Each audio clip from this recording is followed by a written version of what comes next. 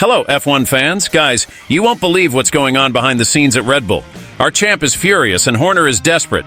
And there's more. McLaren really messed up and left Norris and Piastri in a tough spot. The news in the world of Formula One is boiling, so don't waste time. Subscribe to the channel right now and join us in this race of emotions. Look, folks, Max Verstappen is furious, and it's no wonder. During and after the Hungarian Grand Prix, he didn't hold back his criticism of Red Bull for strange tactical choices and the persistent lack of performance of the RB20. Christijan Albers, a former F1 driver, commented on the Telegraph podcast that he completely understands his compatriots' frustration. Albers believes Red Bull brought this tough situation upon themselves, and the problem? Sergio Perez.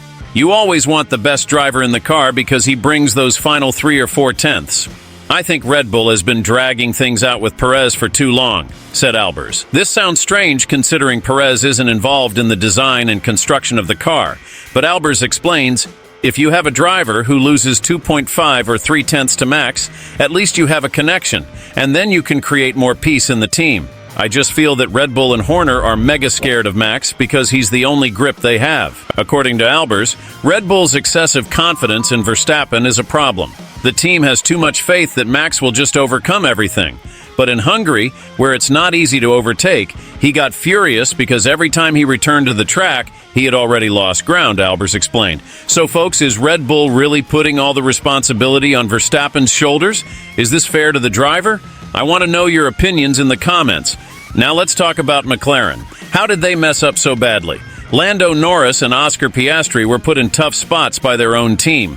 Having 2 drivers on the front row seems great, but it can actually be an immediate problem. At the start of the race, Piastri got off to a better start and took the lead, while Norris and Verstappen were pushed off. In the first stint, Piastri kept Norris at bay, but in the second stint, Piastri faced difficulties in traffic and made a mistake that cut his lead in half. Here's where things get interesting. In the second round of pit stops, McLaren called Norris in first, which is strange in 2 ways. First, usually the leader goes first.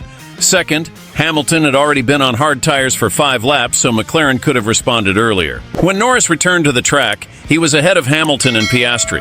McLaren then expected Norris to give the position back, but that didn't happen. Norris was put in an impossible situation. If he stayed ahead, he'd be seen as selfish. If he let Piastri pass, he'd seem like he lacked the killer instinct. Moreover, McLaren distracted Norris with a barrage of radio messages instead of letting him focus on the race. In the end, Norris could have fought for victory on merit if he had been called to the pit stop in the right order. Piastri won the race, but certainly not in the way he wanted. He didn't have the chance to truly fight for the victory. If he had kept Norris behind, everyone would have applauded. If he had lost to Norris because Norris was faster, that would have been okay too. But now, even Piastri must be wondering if he could have won on merit. For McLaren, their first 1-2 finish since 2021 and Piastri's first F1 win are great news, but the way it happened will leave a mark. And what about you, Formula One fans? What do you think of this strategic mess? Leave your comments below. Don't forget to subscribe to the channel and hit the notification bell so you don't miss any updates. If you enjoyed this video, leave a like and share it with your friends. Let's grow this Formula One fan community together. See you next time, speeding towards victory.